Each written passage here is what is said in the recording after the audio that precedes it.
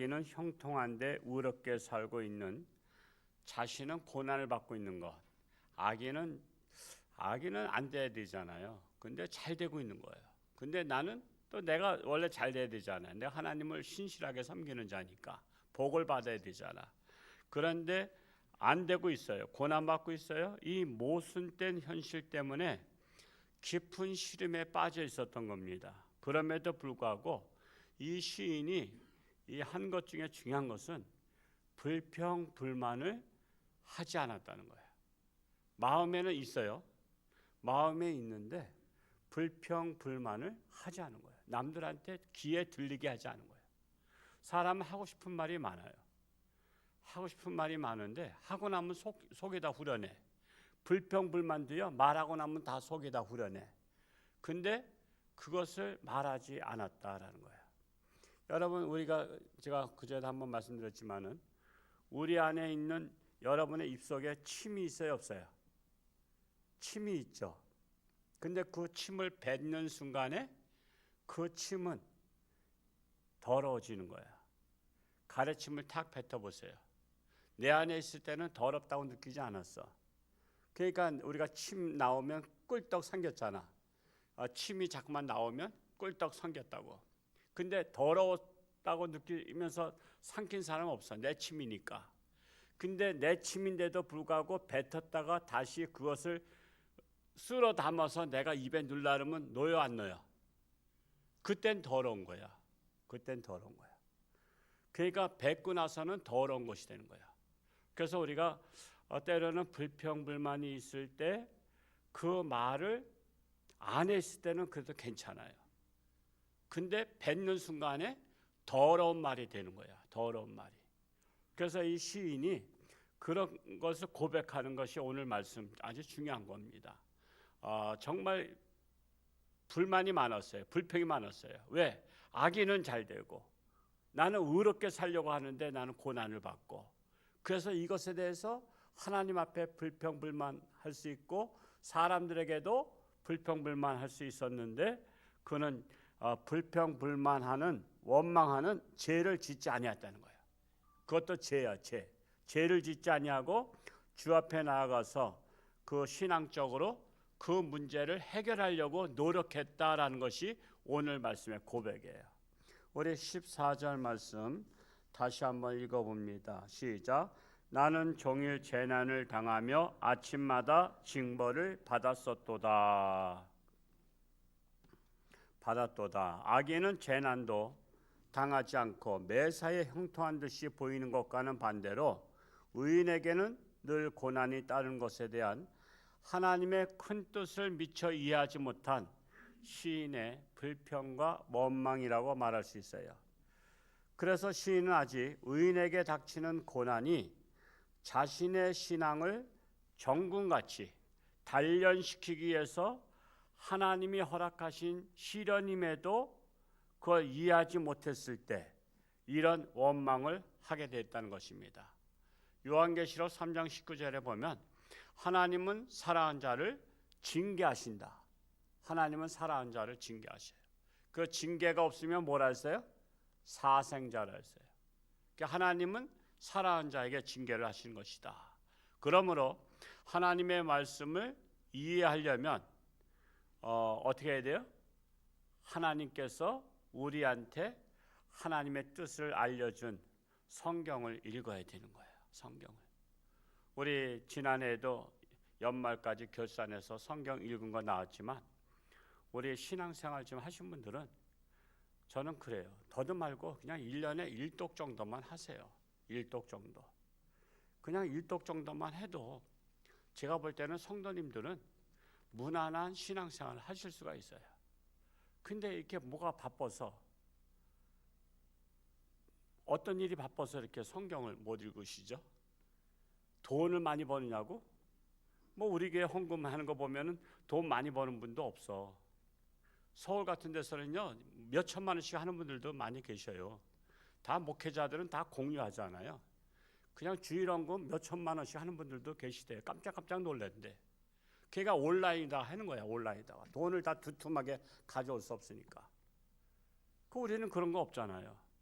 그러면 시간이 많은 거야. 돈 버냐고 시간 바쁜 것도 아니고. 그렇다고 뭐 어디 선한 일 하러 다니냐고 하는 것도 아니고. 그래도 우리 교회에서 유일하게 선한 일 열심히 다니는 분이 그 이병길 집사 아니에요. 휠체어 타고. 그분은 여러 가지 많은 상금 받고 그런 것들을요 다 쌀로 다 해서 또 나눠주고 계속 그래요. 뭐 내가 돈 쓸 일이 있냐 이거지. 그렇죠. 뭐 사실 그 뭐 요양보호사인가 집에 오시는 분, 그 요양보호사라죠. 그분들이 와서 다 도와주지. 그리고 또 뭐 쌀 나오지. 그러니까 본인이 뭐 그렇다고 그 돈을 쓰러 뭐 어디 여행을 갈 게 있어 뭐가 있어. 그러니까 그분은 그냥 다 이렇게 상 타고 저렇게 상 타고 많이 도움 손길이 많이 와요. 그걸 갖다 또 다 베푸는 거야. 아니 그분처럼 바쁘다면 이해가 가. 그리고 또 그분은 휠체어 또 자기가 타고 다니잖아. 차를 부르는 게 얼마나 그게 시간하고 여러 가지 복잡하고 더뎌. 차가 기다리다 지쳐버려. 그러니까 자신이 휠체어를 운전해서 그 다니잖아. 그러면서도 열심히 한다고. 그렇게 지체 장애인이다 사시면서도 열심히 하는 분들이 있는데 그렇다고 내가 사지 멀쩡한데 선한 일 하러 다냐고 바쁜 것도 아니고 돈 많이 버느냐고 바쁜 것도 아니고 그냥 우리 가만히 보면요 인생을 흐지부지 사는 인생들이 많아. 흐지부지. 참으로 우리는 인생을 헛되게 살아. 여러분 시간은 다른 말로 금이라 하잖아. 여러분 하루 일당 지난주 얘기했잖아요. 저 병간인 하는 분이 17만 원, 15만 원에서 17만 원. 근데 하루를 흐지부지 살면 17만 원 까먹은 거잖아. 입에 들어간 것도 없이 돈을 까먹었다니까 우리는. 그래서 우리가 정말 하나님의 말씀, 정말 시간 있으면 하나님의 말씀을 읽고 저도 오늘 새벽에는 여호수아서 읽었습니다만 하나님의 말씀을 끊임없이 읽어야 돼요. 끊임없이. 그렇지 않으면 참 한눈 파는 동안에 시험에 들 일이 많아. 시험에 들 일이. 우리는 신앙엔 장수가 없습니다. 신앙이 좋았던 다윗도 쓰러졌잖아. 그 밧세바의 그 시험에 들었잖아. 그러니까 우리는 늘 깨어서 우리는 하나님의 말씀을 늘 마음판에 새기고 그 말씀을 중심으로 우리가 살아가려고 해야 우리 안에 일어나고 있는 불평, 불만, 원망이 밖으로 다 토설하지 않게 된다라는 것입니다. 15절 말씀을 15절 읽어볼까요? 시작.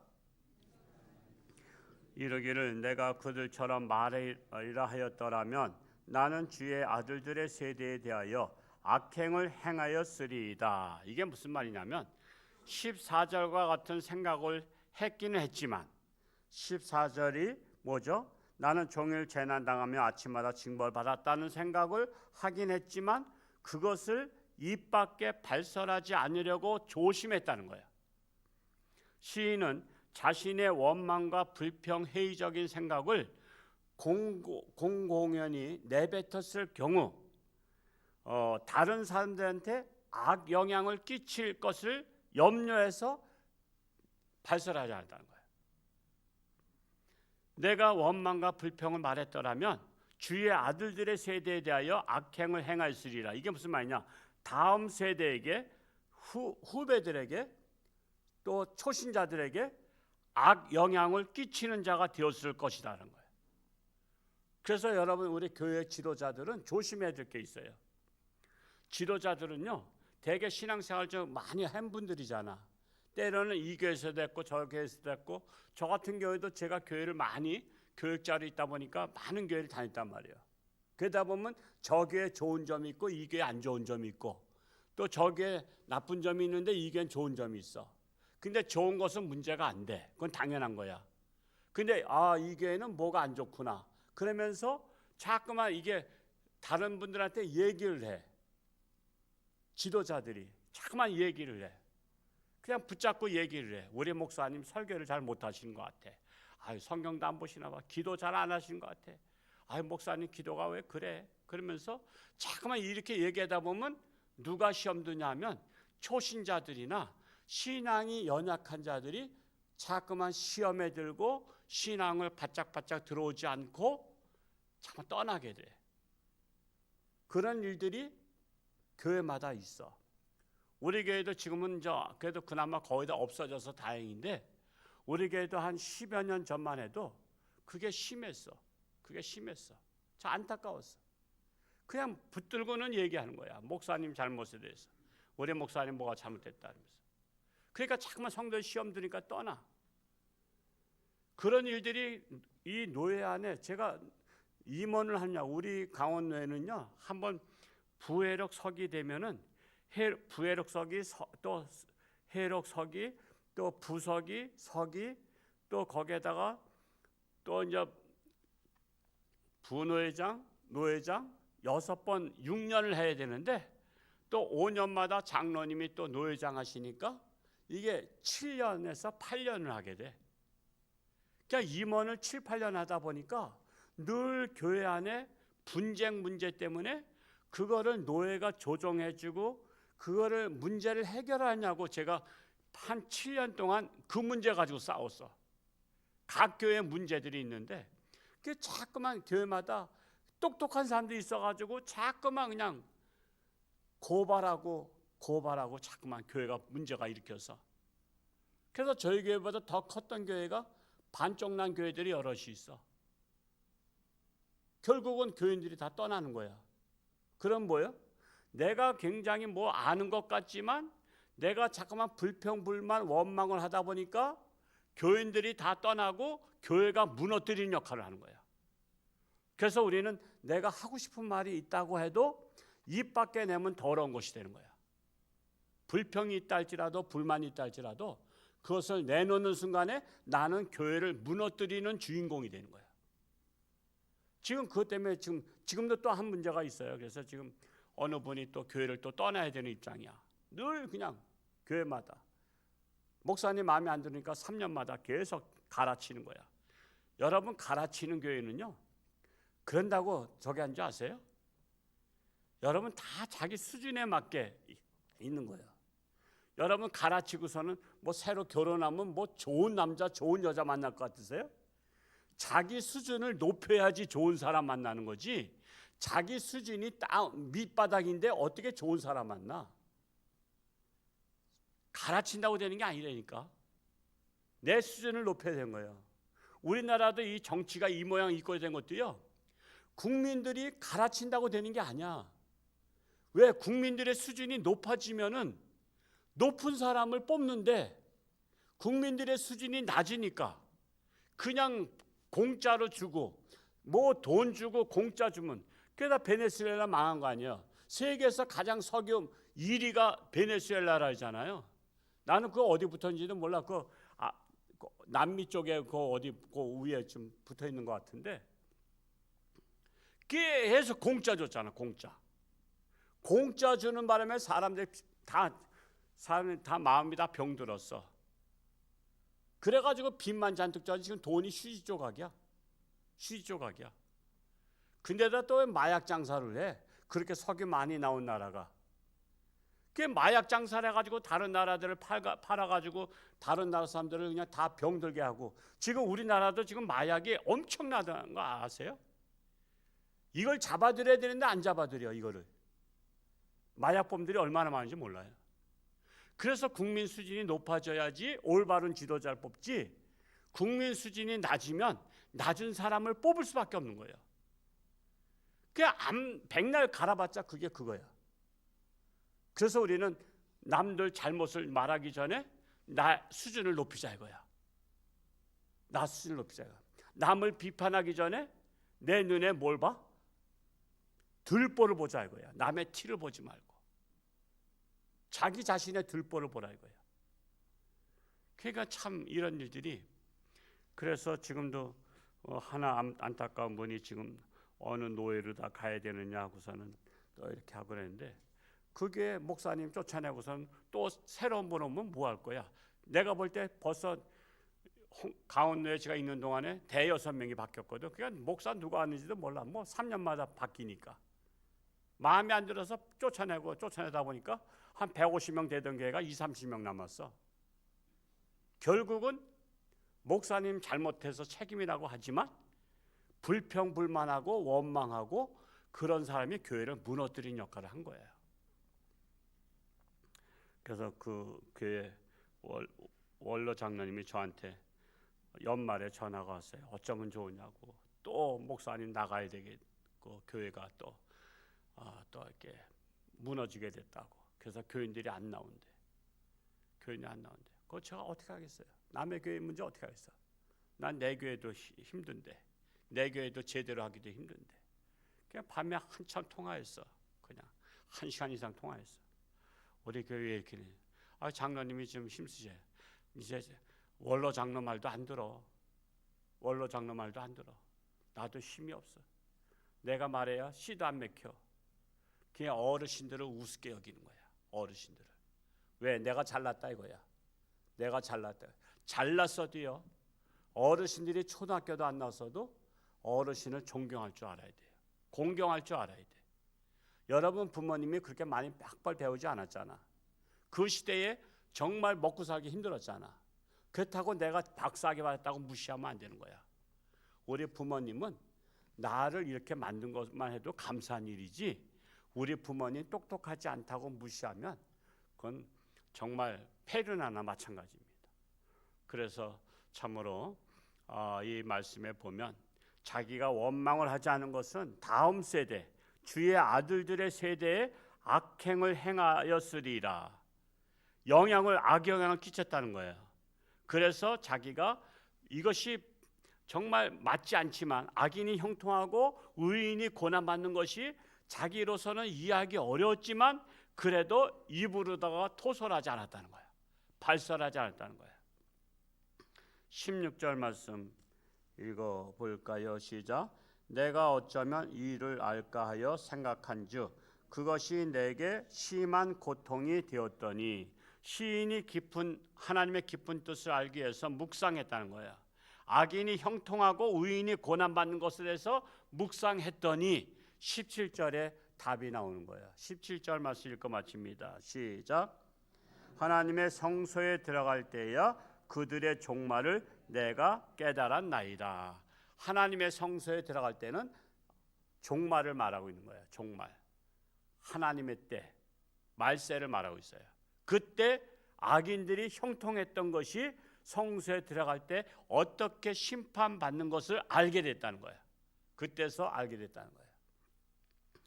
18절 이하는 내일부터 또 구체적으로 나오고 있는데, 하여튼 우리는 현재의 고난은 장차받을 영광에 좋게 비교할 수 없는 줄로 믿고, 내가 이렇게 열심히 기도하는데 왜 하나님 안 들으십니까 하고 원망하지 말고 그저 하나님의 뜻을 잠잠히 참아 기다리는 우리 모두가 될 수 있기를 축복합니다.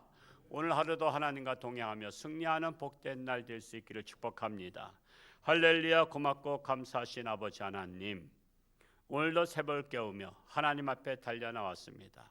참으로 시인이 참으로 의문스러워했습니다. 악인들이 형통하고 저들은 죄를 져도 잘 나가는데 나는 하나님 앞에 신실히 살려고 해도 왜 이렇게 고난이 많고 시련이 많고 아픔이 많고 참으로 되는 일이 없는 것 같습니다.